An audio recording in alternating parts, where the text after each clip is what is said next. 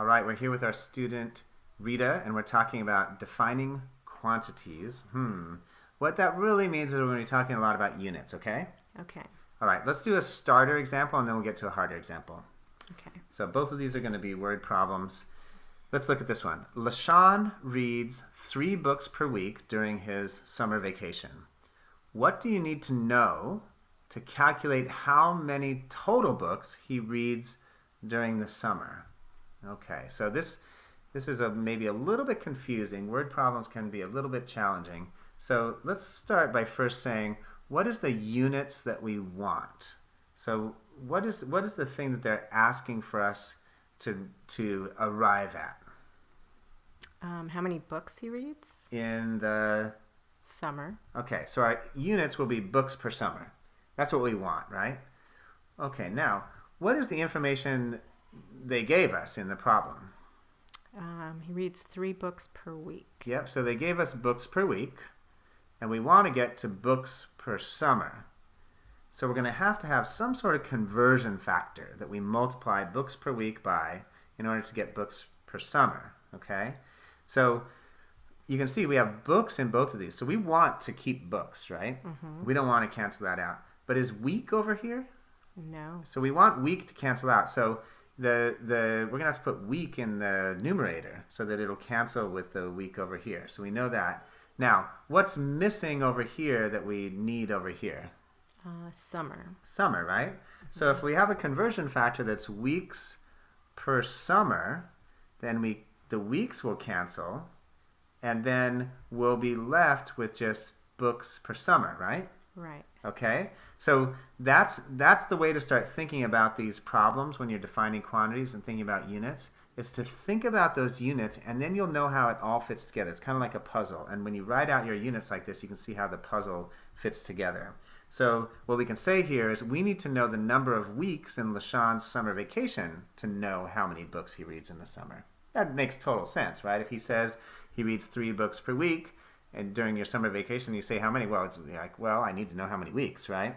So that might be kind of obvious to you with this starter example, but what you're really doing in your mind is you're using this same kind of units. So now let's do a harder example where it might be a little bit harder to keep track of it in your mind, but if you use units and conversion factors, you can get to it. Okay, so Patricia is a safari driver in Africa who leads 10 safari trips per month during the non-rainy season months. She can't drive around in the rain, okay? Okay. How many miles does she drive on these trips each year? So if you were going to answer this question, you would want to know you'd need to know some more information, okay? Mm-hmm. So the question really is, what more information do you need to know?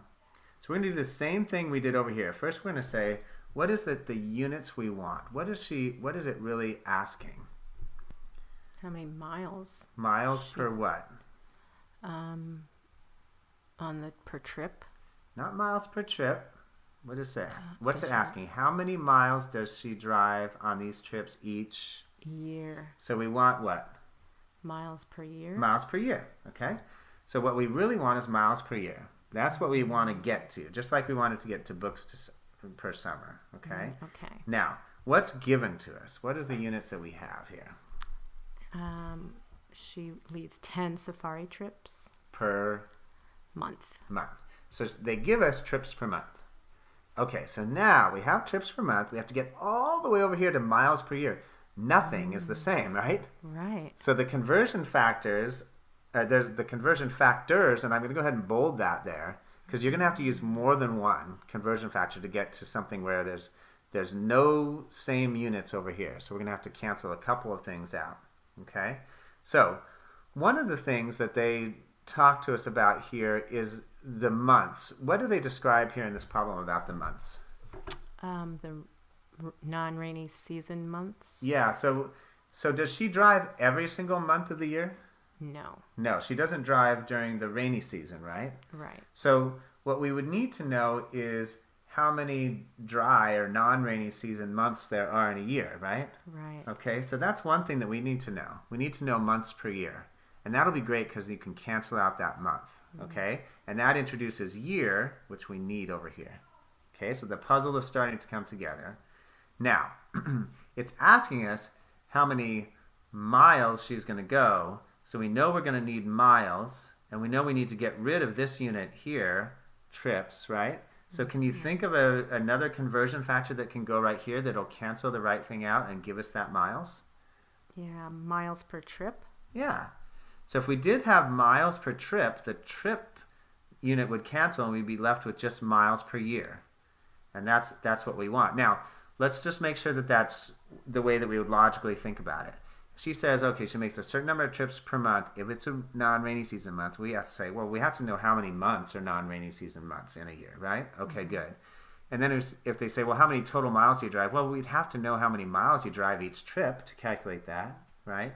So all of this kind of makes sense to get us to total miles per year. And what we can say here is we need to know the number of months per year Patricia drives and the miles per trip in order to get to how many total miles per year she drives. Okay? So in these complicated word problems, what defining quantities is all about is units. You use your units, you figure out the puzzle, and it almost solves the whole problem for you. So I really recommend that you start writing out your units in this way. Make sense? Yeah. Great.